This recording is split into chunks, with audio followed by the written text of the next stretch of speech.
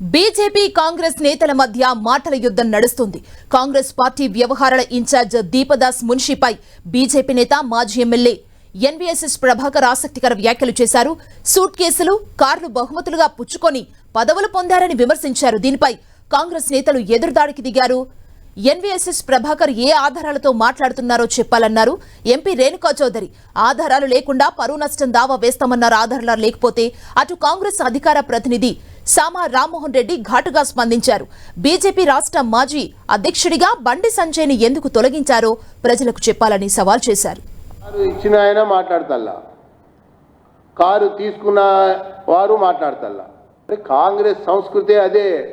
Congress సంస్కృతే brief కేసులు, suit కేసులు, land ట్రాన్స్ఫర్లు, తర్వాత కార్లు, తర్వాత అక్కడి నుంచి సర్కారులో పనులు చేసుకోవటం అనేది కాంగ్రెస్ పార్టీలో, కాంగ్రెస్ ప్రభుత్వంలో అలవాటు అన్నటువంటి విషయం భారతదేశ రాజకీయాలు చూసిన తర్వాత, ఒక్కొక్క రాష్ట్రాల యొక్క పరిపాలన చూసినటువంటి తర్వాత అందరికీ ప్రజానికంగా అర్థమైనటువంటి ఒక వ్యవహారం అని చెప్పని నేను పేర్కొంటున్నా. కాబట్టి అనేక రాష్ట్రాల్లో కాంగ్రెస్ ప్రభుత్వంలో అధికారంలో ఉన్నటువంటి మంత్రులు కానీ, ముఖ్యమంత్రులు కానీ జైలుకి వెళ్ళినటువంటి సందర్భాలు, ఇన్ఛార్జీలుగా ఉన్న వాళ్ళు ఇంటికి వెళ్ళినటువంటి ఒక సందర్భాలు, ఇట్లా కాంగ్రెస్ సంస్కృతిలో అంతర్భాగంగానే సాగినటువంటి వ్యవహారం ఇప్పటికి కూడా నేను చెప్తున్నాను.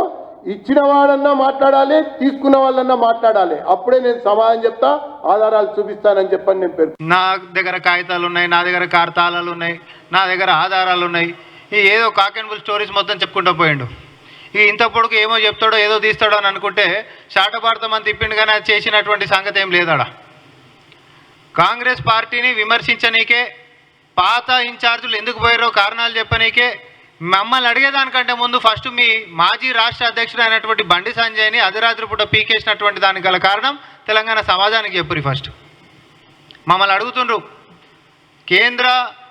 కేంద్రంలో అధికారంలో వండుకుంటా ఈరోజు రాజ్యాంగబద్ధంగా కార్పొరేషన్లు నడుస్తున్నటువంటి వ్యవస్థని మేము తీవ్రంగా ఖండిస్తున్నాము.